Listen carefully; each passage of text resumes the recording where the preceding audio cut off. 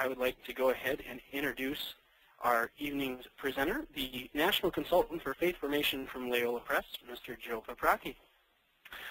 Well, thanks very much, Nick, and welcome to all of you who are joining us for this Lenten webinar. I don't know what it's like by you, but here in the Midwest and probably all the way to the mid-Atlantic states, the weather outside is frightful, which of course makes a webinar all the more delightful. And so you get to stay warm and dry at home and still participate in this learning experience. So thanks for being with us. As Nick mentioned, I'm the National Consultant for Faith Formation for Loyola Press. But even more important, I'm an 8th grade catechist in Evergreen Park, Illinois, and I blog about that experience at www.catechistjourney.com. And if you visit my blog, you'll see a feature there that allows you to subscribe, I should say, to receive my posts by email. So once again, welcome. Thanks for joining us, and thanks also for the wonderful comments that you've been sending in about what you've done during Lent, and we're going to take a look at those very soon. And of course, the season of Lent is coming upon us very fast. It's a week from tomorrow, Ash Wednesday, February 17th. And as Lent approaches, there always seems to be one very important question that is on all of our minds. And of course that is, what am I going to do for Lent this year?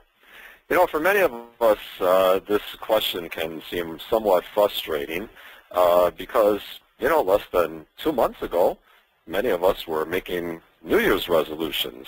And I have a sinking feeling that a lot of us haven't kept those New Year's resolutions.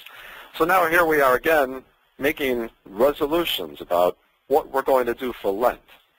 Well, it's important to know that Lenten practices are really quite different than New Year's resolutions, which of course tend to focus on self-improvement.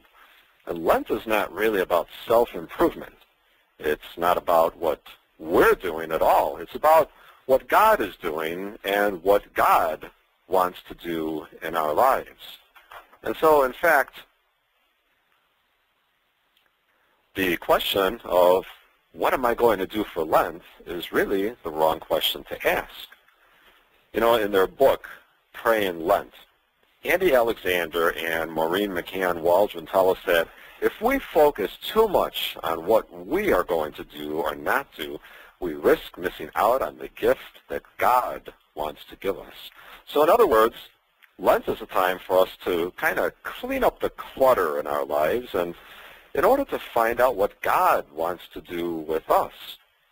We're going to be drawing a lot of the content for this webinar from this very handy little book that you see on your screen, Praying Lent, a very helpful resource for yourself and for those you teach. So our job during Lent is to predispose ourselves to recognizing what God wants to do with us.